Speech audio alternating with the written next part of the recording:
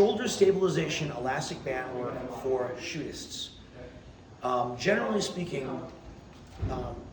when you're getting a lot of shake in the shoulders, you want to stabilize the nervous system and the muscles around it. So, getting right down to the exercises, take a moderate band that you're able to stretch.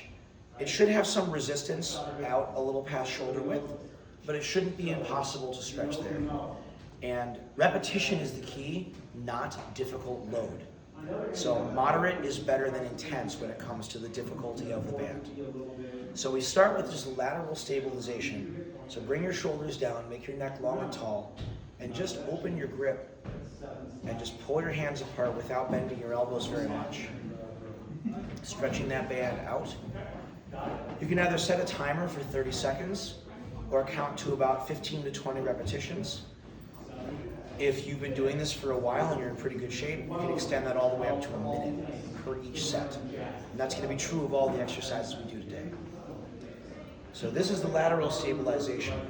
After lateral stabilization, we're going to do vertical front shoulder. So you're going to step on the rubber band, hold it down below. I'm going to use my thumb in lieu of a firearm sight, just to symbolize how we grip.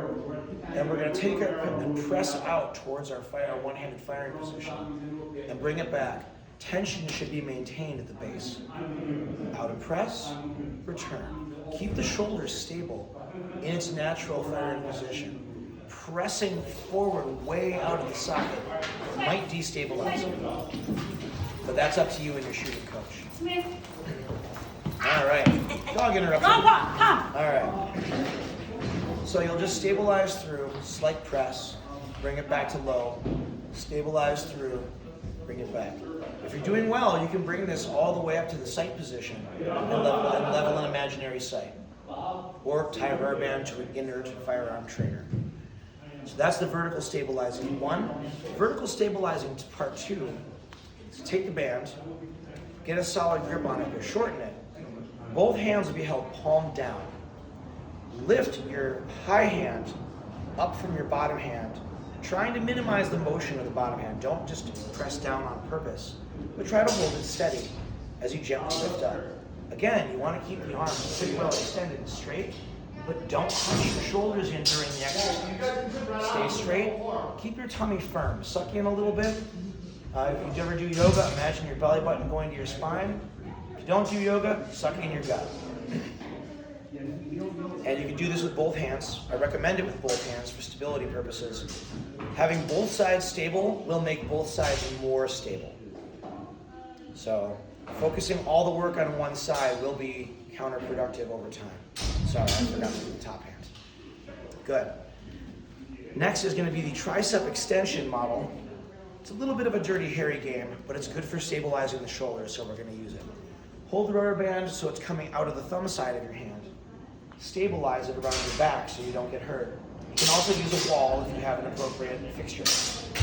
Extend the elbow.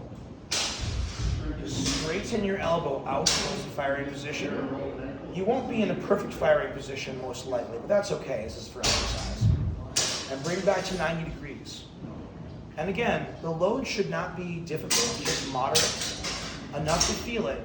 30 seconds to 1 minute of repetitions, working through to build up and train your body to listen to the shoulder better, to speak to the shoulder better neurologically, and that will make a lot of the shakes reduce. Final action, bicep action, which is for interior stabilization. And again, we're just going to go down to the floor. Hold on to your band with your fingers. You can wrap it around one time if you want, but be careful, don't cut the blood off. Keeping the elbow low, we're just going to lift up in a gentle bicep curl, but do not let your hips move.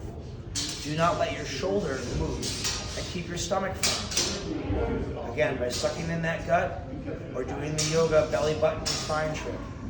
And just keep everything immobile but your hand as you move through this position. Working that stabilization at the hip, lower core, and spinal levels, because having a stable spine is going to stabilize that shoulder. Stabilizing that shoulder is ultimately what stabilizes the hand. Very good. So that's interior 1. Interior 2 is very similar to the Dirty Harry reach, except we're going to go palm down. So again, I'll do this. We go around the back, and we're going to keep the elbow locked in front and low this time. And we're just going to like reach down like we're going to pat a dog on the head. Keeping that elbow down low, palm goes to the floor, stabilize back up. Palm goes to the floor, stabilize back up. And again, heavy load will not benefit you here. Moderate is your friend. And that's going to help you stabilize the arm in 4 directions and also stabilize the core in all 4 directions. And that's going to definitely reduce the amount of rattle you get in the hands due to either muscular weakness or to reduce neural function. This will help bring those up. Kind of some classic rehab tactics. All right, thanks.